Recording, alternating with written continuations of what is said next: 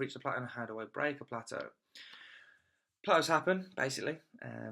The best way of recognising if you've reached a plateau is by simply tracking your nutrition and tracking your weight and tracking your exercise and tracking the weights on those exercises.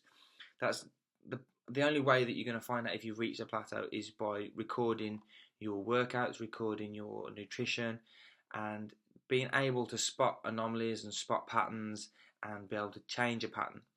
So if you eat the same breakfast every single day for 6 weeks, your body is going to know what's happening and it's going to just take it on easily. It's not going to digest it properly. So chances are you may not take on all of the nutrients that you should be from that food because you're consistently having it. Perfect.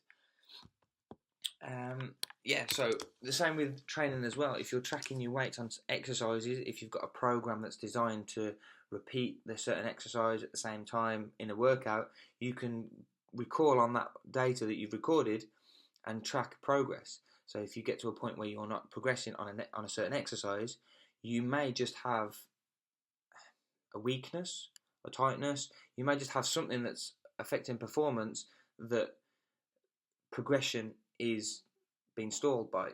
All right, so it may just not be the fact that your weights aren't improving because you physically can't put any more on. It could just be the fact that your movement pattern won't allow you to have more weight on there. That may be all it is. But unless you're tracking your weight and you're tracking your food intake, you're not going to know.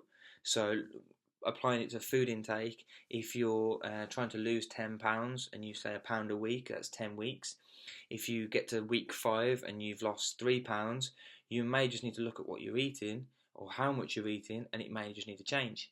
You may look at your exercise and your training together and think, okay, well, I'm exercising 4 days a week, I'm eating X amount of calories, I may just want to increase my exercise intensity. So I may want to do 5 days, I may want to do go from 45 minutes on those 4 days to an hour on those 4 days, and that 15 minutes you use just to be a little bit more productive and burn a few more calories. It's very simple skills that just need to be applied. When you apply them, you obviously see results. That's generally all I can say on plateaus. If you're not tracking, you're obviously not going to make any progress.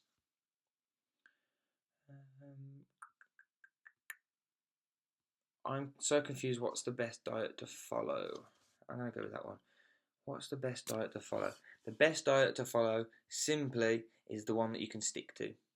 Okay? If you have seen recently on the TV, they did a diet show and they had multiple different diets that people were on and they saw progressions. So you've got the fast food diet. There was a guy who lost 2 stone and all he was allowed to eat was fast food, or all he ate was fast food, and he lost 2 stone. He was consuming 1,800 calories a day. I'm trying to remember, 1,800 calories a day, and he was getting results. It's that simple because he was in a calorie deficit. It is possible to lose 2 stone on fast food. I'm not saying you should do that because you've got to think of the internal effects as well. Is his body on the inside as well as the outside? Chances are probably not because of the response that he'll get from the fast food that he's eating. But it does show it is possible to get ripped with fast food. Simple as. You've got the grapefruit diet, 1,500 calories, so you're in an energy deficit straight away. You eat a grapefruit, half a grapefruit, 15 minutes before every meal, and you lose weight. But that's because you're in a calorie deficit. It's simple as. If you're trying to lose weight, you need to be in a calorie deficit. So finding out how many calories you eat in a day, finding how many calories you burn in a day, and decreasing that calorie intake. Goes for the same as eating carbs. Like, people think that you've got to go low carb dieting. You don't. As long as you're in a calorie deficit, so you're burning more calories than you're eating, you will lose weight. It's that simple. Carbs will allow you to stay fuller as well. So your muscles need sugars, glycogen. It's simple. Okay, you burn energy. If you think of a car, it burns fuel. So your carbs are your fuel. If you start taking carbs out, you end up burning fat. Now you switch over to having burning fat. As soon as you put a carb meal in, it may not recognize it. So you may end up storing those carbs in the muscles because it's thinking, oh, new energy system, store it in the muscles. But you are meant to be burning fat, so you end up weighing more. You can end up weighing more, and then that can obviously put you into a spiral. So you've got to be careful with your diet. Don't think you've got to drop the carbs out. You've got to do paleo, meat and veg. You've got to do grapefruit diet. The best diet that you can have is the one that you can stick to. The one that you can eat sensibly, still go and see friends, live a lifestyle, but get the results that you want. All right.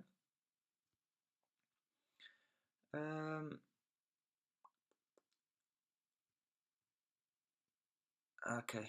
I'm gonna. So I don't know whether you guys know this, but I am actually starting a website soon. So a few of these questions are going to be going up onto the website because I do enjoy answering questions. I struggle to go to the gym after work because I'm tired. What can I do about it? Grow up, like man up. Like everybody has troubles. The problem that you've got is you're not prioritizing your workouts and your needs over going to sleep. Okay, I read a great quote this morning. I'm trying to remember what it was. You're not tired. There we go. You're not tired. You're uninspired.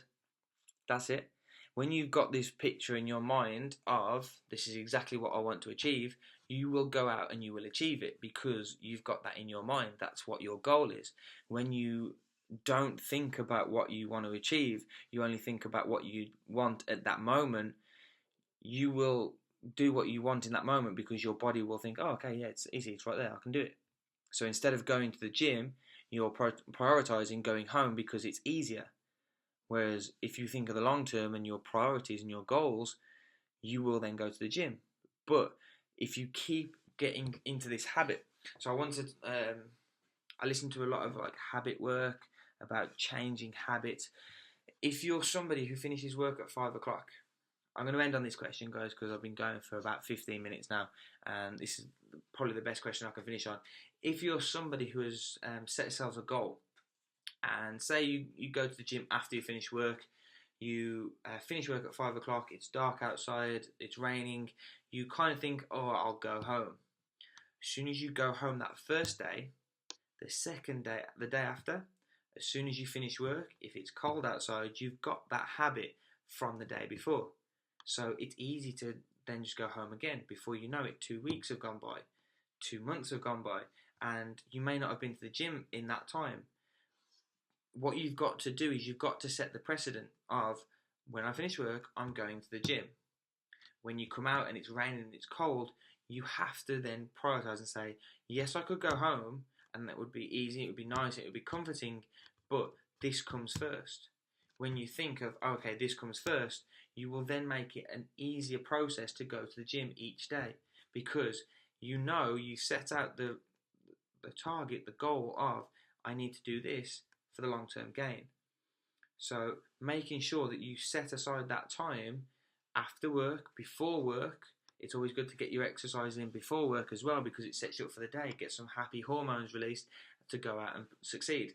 When you do this, you will create a new habit that will make it easier to push forward and get to your goal because you'll already be in that mindset. It takes roughly 21 days to create a new habit. So if you consistently said, I'm going to the gym 4 days a week, over the course of a 3-week period, you're going to be setting in that new habit. Okay, so as long as you've got set work days, set rest days, you can create that progress to go to the gym each time. Because once you do it once, you can do it again. Once you do it again, it becomes easy, it becomes a habit. And when it does become a habit, it will become a lifestyle. But when it becomes that lifestyle, you won't want to go back because as soon as you start going back, you'll feel bad. So you then just need to recreate the new habit.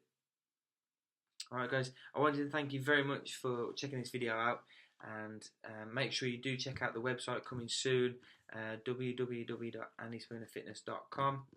.co.uk as well. It'll direct you to the website. I'm hoping it goes live within the next few days, but you can check out the website now.